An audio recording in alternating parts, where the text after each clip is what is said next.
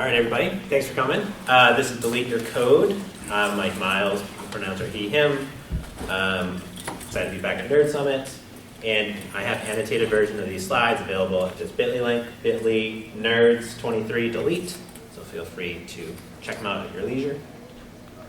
Again, so Mike Miles. I've been a web developer for almost 20 years now, which is crazy.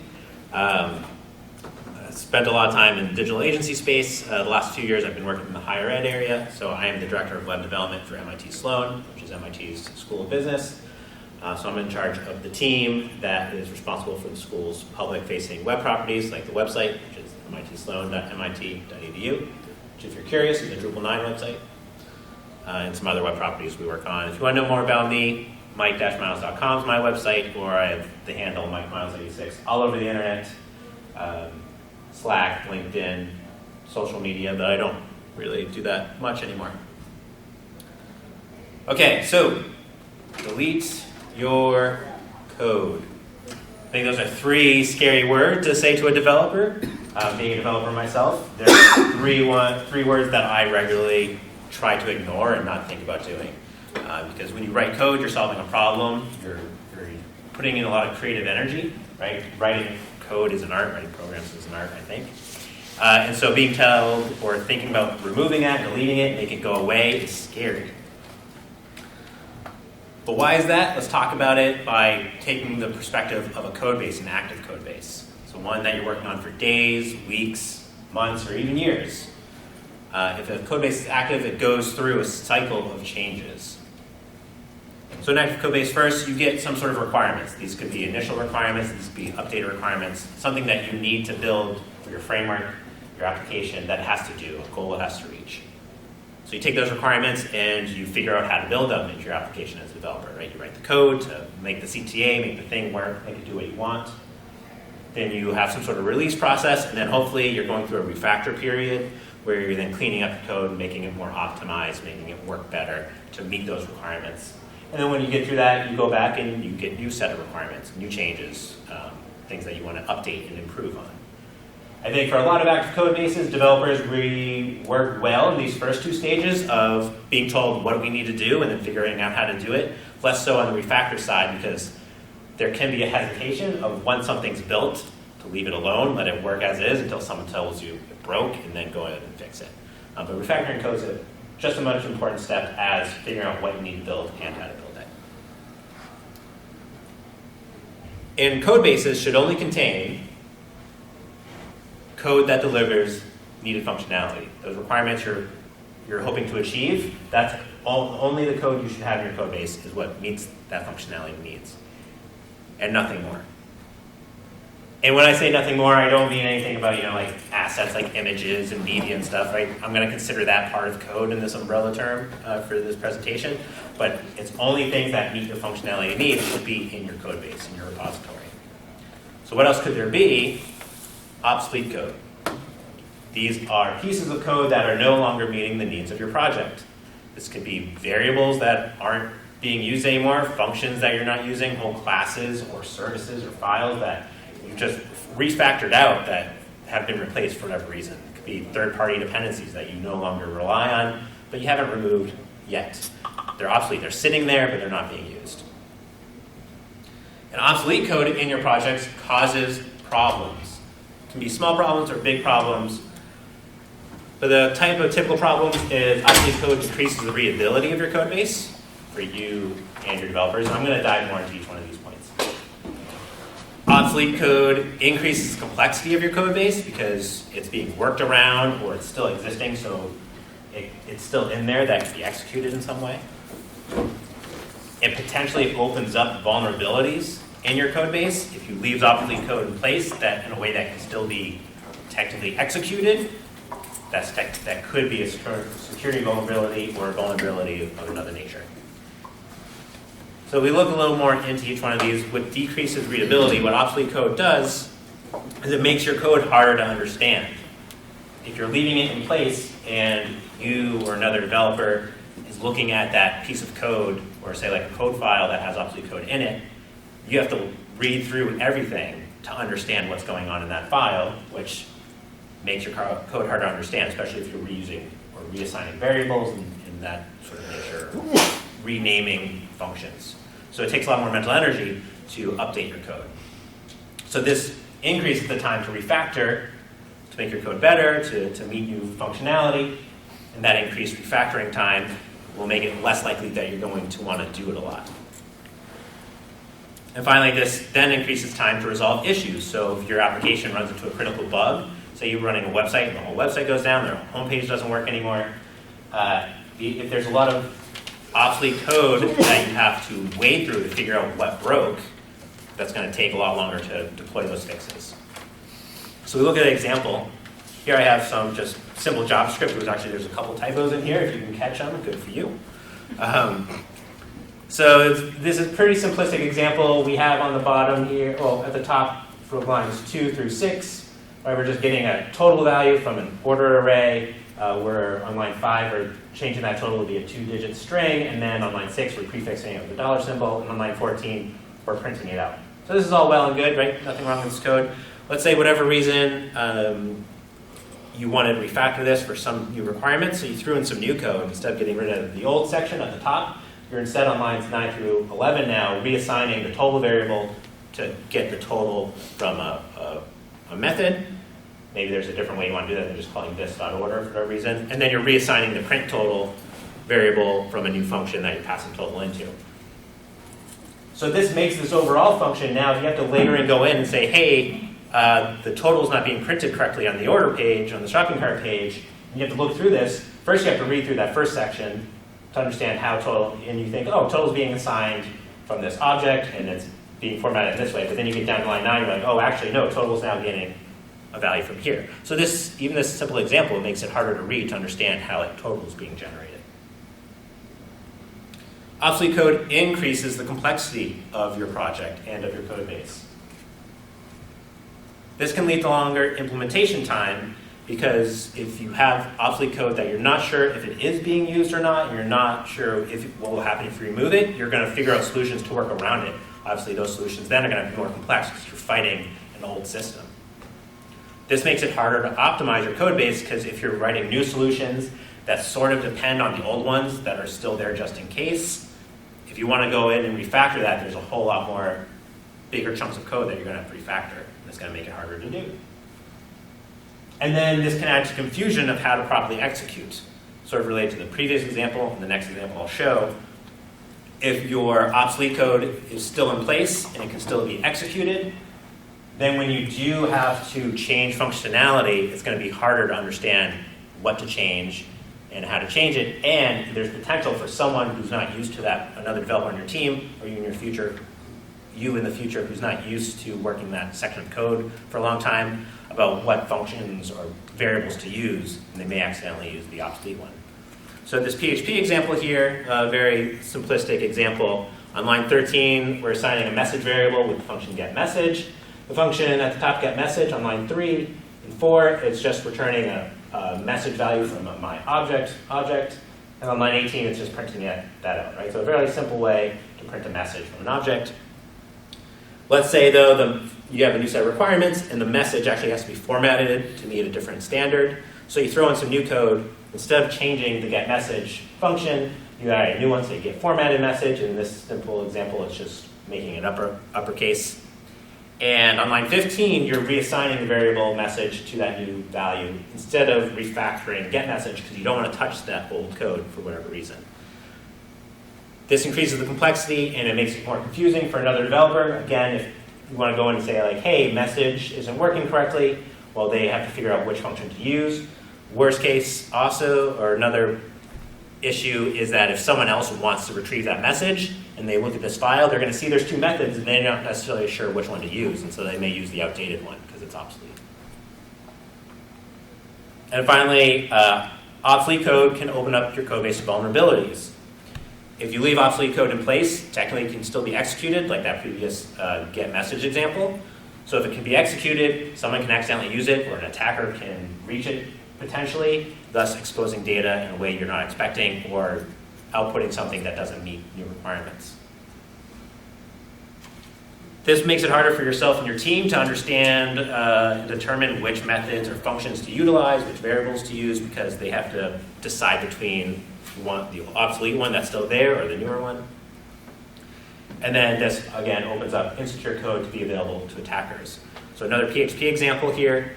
On line 15, we're getting a user ID by calling the function getSubmittedValue, and we're passing it a key.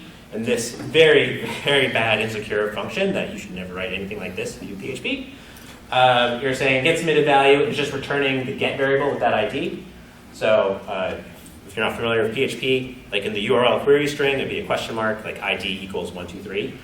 But this isn't going through any sort of standardization, so someone could put like a database, somewhat database query in there, and it gets passed to line 17, get user email from ID. If we assume that's making a database call, all of a sudden, this insecure code, someone could drop all your tables if they put it in the wrong ID format.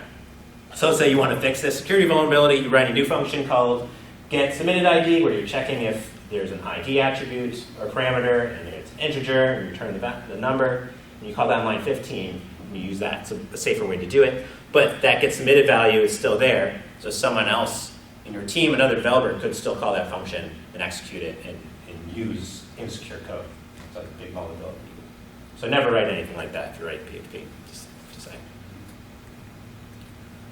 So when I say delete your code, what I am actually talking about in this talk is deleting your obsolete code. Removing that code in your code base that is no longer serving a purpose, it's not meeting needs, and that could cause decreased readability, increases in complexity, and potentially opens up vulnerabilities. But deleting code is difficult, even if you know it's obsolete. Like I started off saying, developers, we spend a lot of time writing this code. They feel ownership of it, as you should. And so being willing to delete it completely is a difficult thing to do. Now, physically, it's not hard to do. You know, you can hit the delete button and get rid of it, but I think like anything hard to do, we avoid it from a mental standpoint. We avoid doing it because it seems difficult and there's a lot of unknowns what will happen. So what developers, in my experience, tend to do instead of deleting code is they find avoidance techniques. First, the type I see is leaving it in place, which we showed those previous examples. And this comes from a fear of taking ownership of code that you haven't touched before or that you don't feel like you're able to manipulate. So if you're only touching your little section, you're saying, I'm not going to touch this, I didn't do this. You're afraid of taking responsibility for that old code. This thus leads to one of those things of increases the complexity, right? Makes it harder to read. And this potentially can open up vulnerabilities by leaving that old code in place. So here's that shopping cart example that I showed previously, right? With that old code in place, as I explained, those first 3 lines, lines 3 through 5, that's where you're creating the total variable and the print total. Leaving those in place can cause problems. This is a really security vulnerability here, but you're afraid to change that, so you write new code instead. Whereas if you weren't avoiding it, you could just delete that code instead of leaving it in place. The other method, and I think this is probably employed more often, is just commenting it out. And this comes from the fear of ability to undo changes.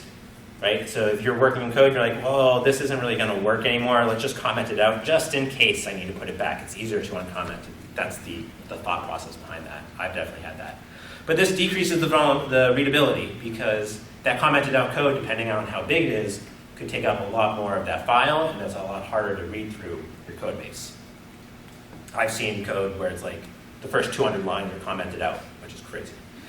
This makes it harder to track and revert those changes. I think it's harder to find and undo commenting out code versus actually removing it and using some sort of Git revision tracking instead.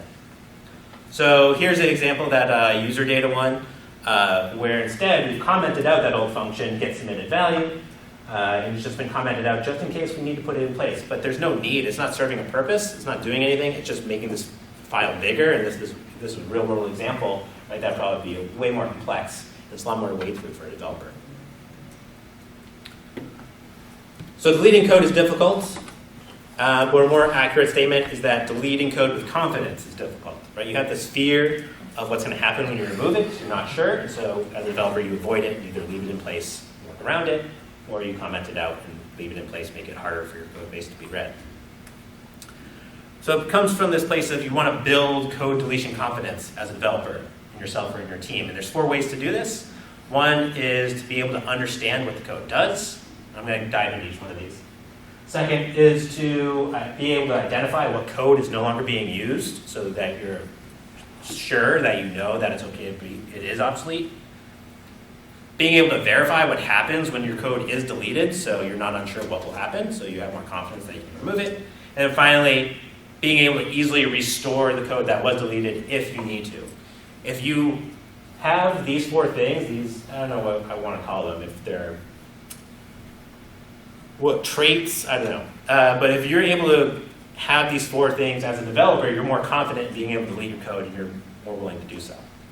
So understanding what the code does, the way you could do this is writing descriptive code comments, right? Your code should be documented for not only someone else to look at, but for yourself to be able to read and understand from whatever language your native language is, that you understand exactly what the code is attempting to do, not just like repeating that it's returning a value, right? You want a descriptive comment.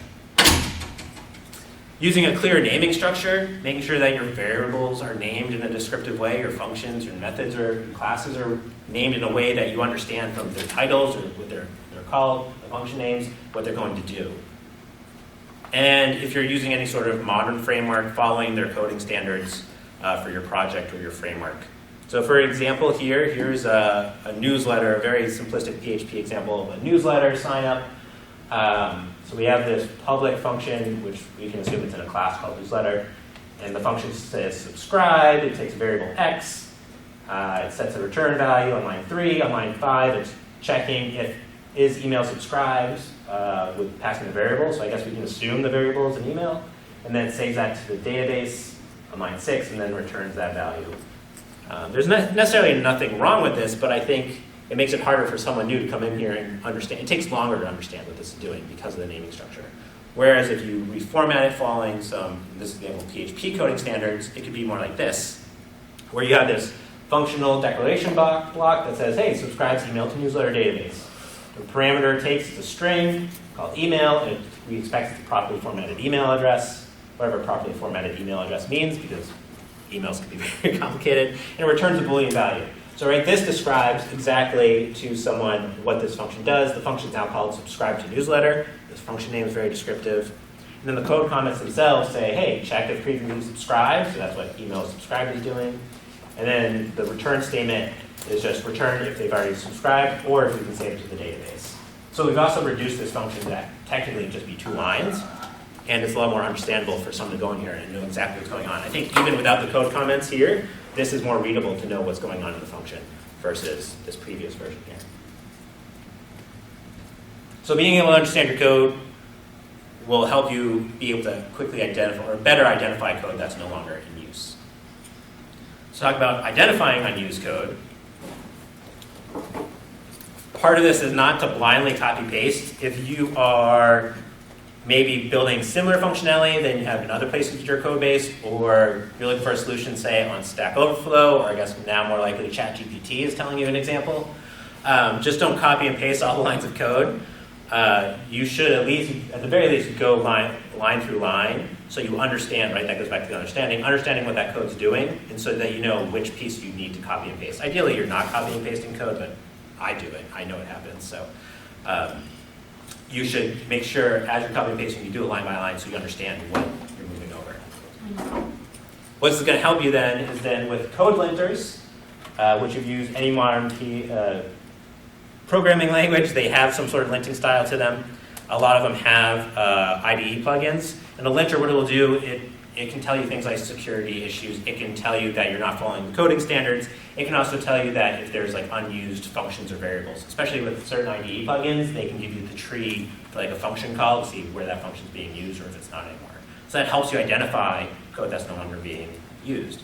So for example, here's a JavaScript example, a very simple one. Lines 1 through 3, we're defining variables foo, bar, and unused variable. On line 5, we're just writing out foo and bar to the document. So let's say if we wanted to lint this, we could use for JavaScript ESLint, for example. So in a terminal, I might say ESLint, the JavaScript file, hello-123, and ESLint will go through it following the linting standards and say, hey, On line 3, there's unused variable and it's defined but it's no longer being used. So if I have linters enabled on my project for my languages that I use, either manually or through some automated process, I can get announcements from the code saying this variable is not being used. I can feel confident I can delete it instead of leaving it in place or commenting it out. Next slide. There we go. Next, you want to be able to verify your functionality changes, to have confidence in being able to delete your code.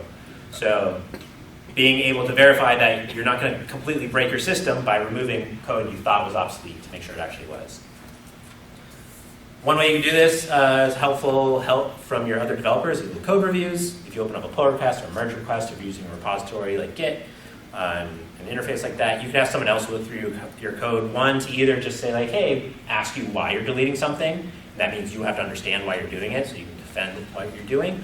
Or they may catch something where you inadvertently are deleting another file or a piece of code that you didn't mean to change for a reason, especially if you're working on more complex frameworks that have like configuration export as code and stuff like that, that you might accidentally delete your configuration. Utilizing testing environments, I would assume almost everybody does this. Hopefully you're not just writing code and pushing directly to production, so whether you have a local environment or a test environment. John Pico's shaking his head because I guess he just pushes to production all the time. But testing environments give you that. Right, man, I do my development right on production. Right on production. I work on prod. T-shirt. Go for it if you want to, I guess. Yeah, that's a t-shirt for sure. Right, with no Git on the back. Yeah, we know, yeah. But if you have some sort of testing environment, at least you have a verification step like, oh, this isn't working. It's not doing what I expect before it's out in the wild. So that can help you verify that the changes you made are working. So I'm going to assume everybody here at least does this step. You have a local development environment. All developers pretty much do that. So hopefully that works for you. And then finally, having some sort of manual or automated testing. I think this is a big thing. If you can build any sort of testing into your project, into your custom code, you can run those tests to make sure that your functionality still works as expected. There's a lot of different types of testing. There's unit tests, which is just basically checking that a function gets an input and it puts out an expected output. You have acceptance testing, or it might be behavior testing, depending on your framework, which is just testing from a user perspective. They get what they're expecting. And then end-to-end testing is another popular one that tests your whole system overall. There's actually a talk tomorrow, I think it is, by Josh Bolduc, which is talking about testing. I worked with Josh for a number of years, so definitely you should go check out his talk. He knows what he's talking about for testing. But if you have tests in place, whether you run them manually or in an automated way, the system is verifying for you that the changes you made are okay and you didn't accidentally delete something that wasn't obsolete. Here's an example. This is for, it would be for PHP, it doesn't have to be, but this is actually in BHAT, which is kind of an English language testing framework for acceptance testing or behavior testing. So this test called homepage.feature, the feature file, we have two scenarios. One is one that on line 1, I can access the homepage. If you're writing a web application, a very important thing. So it says, as an anonymous user, when I'm on / the homepage, I get a 200 response. Very simple test. Make sure you didn't bring down your homepage. The second scenario is that, let's say there's a newsletter sign up on your homepage, a very important CTA for your organization, that I can subscribe to your newsletter. So given I'm an anonymous user and I'm on / I'm on the homepage, when I fill in email with a test email account and I press subscribe, at the very least I see the thank you for subscribing. So that doesn't verify that the email was stored correctly, but this verifies that the action works as expected for an end user. Question? I didn't hear what you said the name of that behavior test. BHAT. BHAT? BHAT. B-E-H-A-T. Okay, thank you very much. I just wanted to know. Thank you very much. Yeah, it's based off of the Gherkin language. It's used a lot with some popular PHP frameworks. So I could say I'm writing changes to my code base, and I want to make sure that I didn't break the homepage. In my terminal, I can write bhat homepage.feature, which then bhat can run these tests against my local environment or remote environment, what have you. And it will tell me, yes, these two scenarios pass, all 8 steps pass, so I can be sure that I didn't break the functionality of the code I deleted. Again, this is something that you could run manually, or you could run in an automated fashion. For example, with my main project, the MIT Sloan websites, we have, I want to say, 200 to 300 BHAT tests. So every time a developer on my team opens a pull request, all the BHAT tests get run automatically. So they can be sure the changes they're making don't break any of the existing functionality. Now, sometimes you'll break your test because your requirements change and you have to update the test, but that's another thing. This is a way to help understand that, yes, the code you removed didn't break anything. And finally, to build up your confidence in being able to delete code, you want to make sure that you can easily restore your changes, right? If you're changing something, there's that fear that if you get rid of it, you can't easily bring it back. That's why you see a lot of developers just comment out code. But if you have processes in place that you can restore your code or your changes and undo them, then you're more likely to be willing to make those changes. So one of the things you can do is establish a backup and restore procedures for your team and your project. Be that like if you're working in a CMS, database backups, Git repository history, and that you have procedures in place to know that if something goes wrong, you can get your backups and put them up. It's a lot easier to find a fire extinguisher when there's not a fire. So if you know the plan already and you have it, then when something goes wrong, you don't have to scramble to try to figure out what to do. So building up these procedures, documenting them and somehow will make you more confident that, hey, if something goes wrong, that's all right. We know what to do to revert it and get the fix back up and roll back. Committing early and committing often if you're using a repository, such as Git. Smaller commits are easier to revert and it's easier to track. So as you're constantly doing your work, you're committing your changes to your branch locally before you push it up, or whenever you want to push it up to your remote. Doing this makes it easier if you messed up something and you want to roll it back, you just have to change one little thing. You don't have to roll back a huge commit where you change like 8 files just to fix like one little function. And that makes it easier and faster to roll that change back. And then using descriptive commit messages when you're writing Git commits. Not just saying, hey, change something. Like that's not going to help anybody if you're looking through the history of like when did this functionality change, what changes have we made recently. That's not going to be helpful, but if you write descriptive commit messages to say exactly what you changed for that commit will help you in the future if you need to roll back to understand when pieces of your code base changed. So for example, let's say we have a Git branch, and this is an example from using a terminal for Git, but you can use a graphical interface if you want to. There's a lot of them available. So we check out a new branch called ex-123, and let's say we change our messaging.php file, and we add that to our Git changes. Then we write a commit message that says, example 123, deleted get message method from messaging.php class and replaced with new get formatted message method. Right? So this commit clearly explains what was changed in the file so that someone looking through the history can understand that. And there's other automated ways you can use these if you're doing any sort of release management where you can compile these into like a change log if you wanted to. So let's say we push that up, and then whatever process is in place goes live, and then messaging broke. Well, it's easier with these smaller commits and descriptive messages for someone to look through the history and say like, well, we changed get message. This is the only place we touched messaging was in this one commit. So you can look through the log, get the commit hash, and then later on just say git revert with that commit hash, and Git will undo the change for you, and then you can push up that rollback change because it's just a small change. Again, you want to test all this, obviously, but this is a lot easier than if you've committed a lot of files with an undescriptive comment. It's going to take you a lot longer to find out what changed and what broke, right? Going back to which point, I forget which point I made about that. So, as a developer, you want to focus on strengthening your code deletion confidence. Because by doing so, by being able to understand the code, being able to verify the changes, being able to pick out easily code that's no longer being used, and then being able to read your history of when code was changed, you're going to feel more confident and be able to take ownership of your code base to delete that obsolete code, delete code that's no longer serving a purpose in your code base. And when you have this confidence, what does that allow you to do? It allows you to properly assess. It allows for properly assessing project requirements. So when you get those requirements, those changes in your project, where someone says we want to now do X, Y, or Z, you don't have to feel limited that you can only work by adding new code. You have the whole code base to mess with if you want to really change it to meet your needs. This gives you flexibility in developing and implementing solutions, right? You're no longer pigeonholed into a certain solution. The world's your oyster. You can completely change your framework if you wanted to meet new requirements. You're not afraid to doing that and removing everything that was there because you feel the ownership that if you're deleting something, if you need to undo it, you can, or if you made a wrong decision, you can fix it. And then you're going to be able to refactor your code base to meet your project needs. The third part of that cycle I explained at the beginning of receiving requirements, building functionality, and refactoring. You can really refactor to streamline your code base, get rid of all the junk, and provide a better experience for your development team, for yourself, and for your end users. So I'm going to leave you with this, is to delete your code, or more accurately, confidently delete your obsolete code.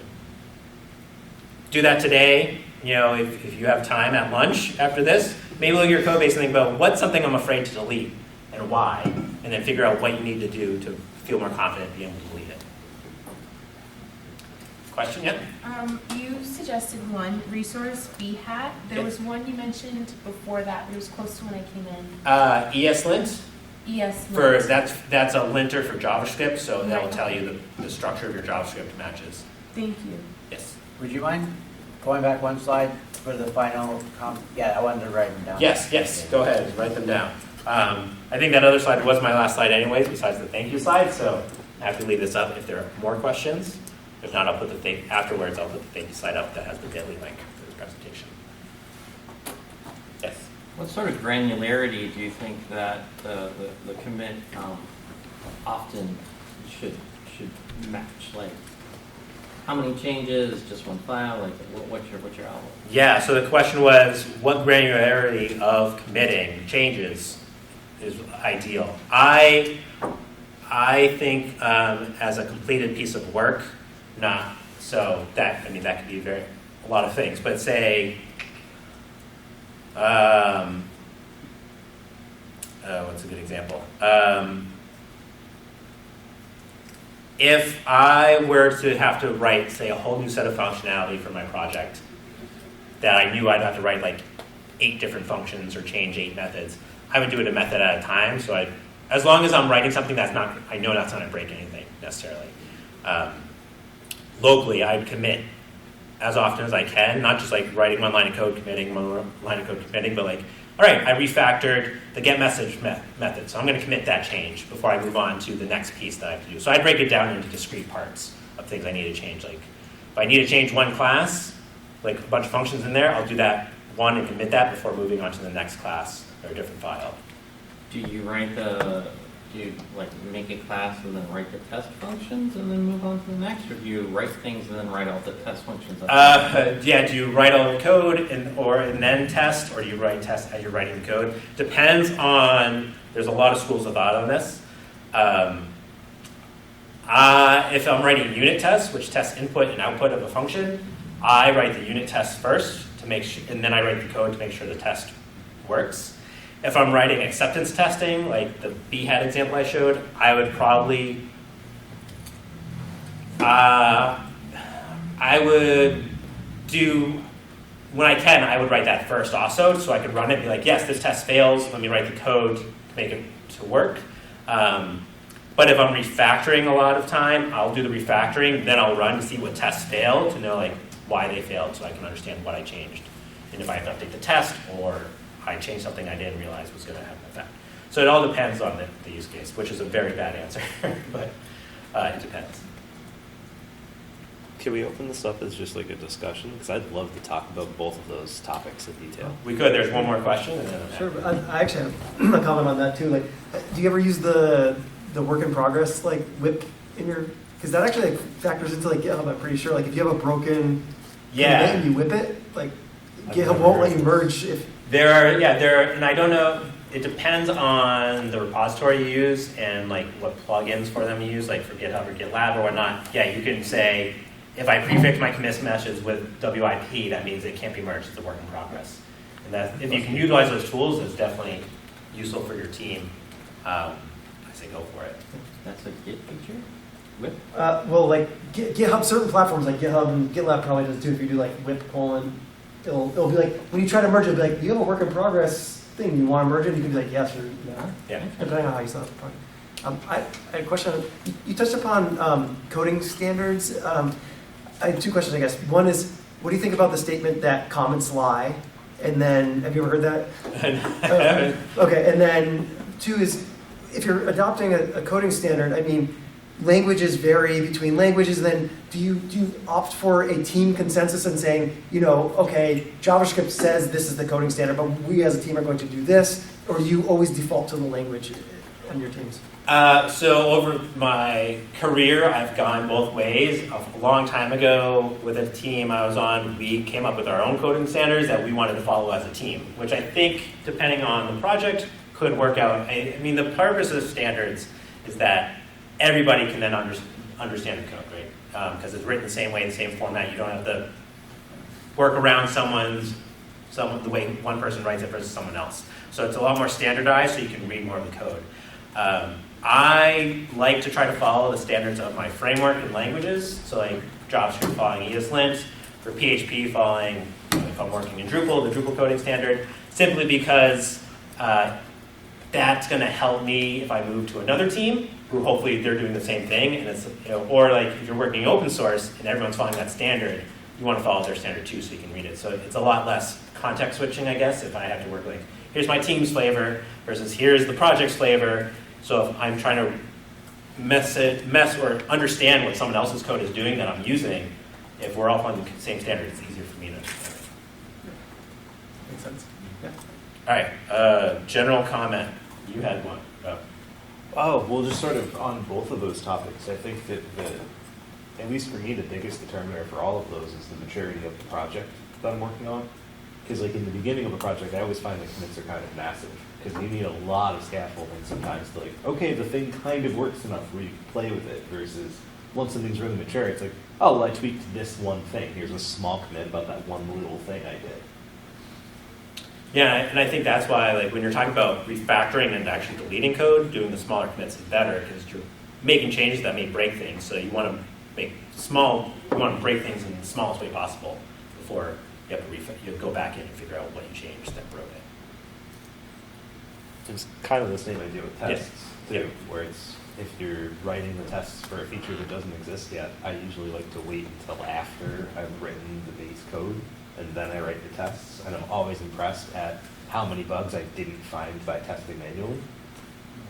Well, that's a really good point, because I ended up writing a lot of scaffolding, basically kind of framing the scene for, I write a lot of like microservices for clients. And yeah, I like to commit in larger chunks at the beginning. But yeah, if something is mature, doing smaller commits, especially if you're afraid of like having regressions or breaking legacy code that a bunch of other things are depending upon, that makes sense. But you drawing the line between like mature versus brand new is like kind of helping me kind of like come to terms with it, because I've always felt bad because sometimes I don't commit or push up very frequently, but I'm like, I'm adding the scaffolding for a template rendering system that like, rewrites queries. Like I have to like get the basic stuff working. And anytime I do a commit, especially anytime I want to do a push, I never want to do a push with anything that's broken or that I know is broken. So, okay, well I guess that's a good way of looking at it. Yeah, I mean, Mike, you said that, which was probably perfect. It's like, I don't want to commit something that doesn't work. And, the less related stuff is already there, the more stuff you need to make it work. Yeah, that feels like a cardinal sin to ever, if you know something's not working, to commit it. Yeah. Unless there's like some ways like this module's not being used by something, or yeah. Well, I like that work in progress idea, because that's great when you're working on a team and someone's like, oh, I need that thing you're working on, and you haven't finished it, but they've already, and they're done. Yeah, it's a good way to like, no, sorry buddy, not yet. Yeah, and that's good if you're on a team and like, say someone on your team is working on a new piece of functionality, it's a big piece they've been working on, but then they're about to go on vacation for like a week. So I'd rather have them push up the work in progress that's half built so that if someone else needs to take it on, they can, versus it sitting on their machine for a week that I can't access. I guess one way to address something like that too is just everyone is working on their own feature branch. Yeah. So they can push it up and not break other things, and if you need that, you can just pull their branch. Yeah, there's a whole discussion there about branching strategies if you're using repositories. Like I'm a strong believer in feature branches, so that way, it's just working on the trunk and just pushing that up, and then maybe there's going to be conflicts there potentially. So As long as you've got the resources to support frequent code reviews, I find that works really well. Yeah. I had a team where we did that, where everybody was on a feature branch every time they took it, and there was a code review every time, and it was nice. But if I had been too much of a bottleneck to do those code reviews, I'm sure it would be miserable for them. Yeah, so I'm just gonna spreading out the load on my team, everybody, regardless of their experience, seniority, is they are open to doing the code reviews, because even if you're a new developer, a junior developer, providing the code review is a teachable moment for you as well, because if you don't understand what someone's doing, you can write that comment. Like, hey, I don't understand what you're doing here. And that person who made the change, they can teach you what they were doing, and you can learn something, and then they may actually realize they're writing one-liners. Realizing they're writing something that isn't easily explainable, or they're not writing it in a way that you can easily understand the code, that they can't really comprehend the changes they made and why. So that leads you as a developer being questioned, like, oh yeah, why was I making that change? I just kind of did it, but I have to understand why I did it.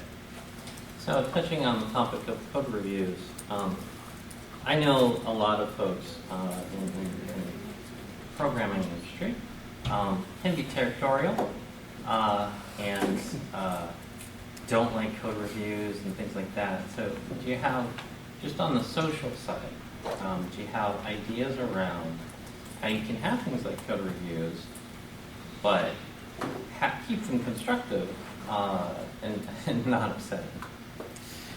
Yeah, that's a whole discussion on how do you treat code reviews so you're not hurting someone's ego or ownership of the code, because a lot of people, we take ownership of it, and part of the hard thing that I think I touched on the talk is if you don't touch a piece of your code base because you're like, oh, that's Dan's code, now I'm not going to touch that because he's going to be mad at me if I touch it. But you have to get over those. But there's actually, I don't have a good answer, but I can give you a resource. There's an organization called leaddev.com, I think it is, that have a lot of articles about being a leader in development space. They just had an article in their newsletter yesterday that's about how to run a code review as a teachable moment.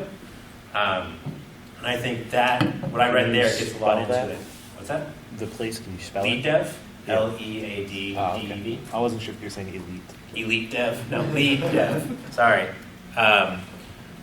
Right, because there's this whole concept of what sort of comments do you make to somebody, because you're not attacking the person. You're not supposed to be nitpicking for nitpicking purposes. It's more about, does everybody understand what's going on?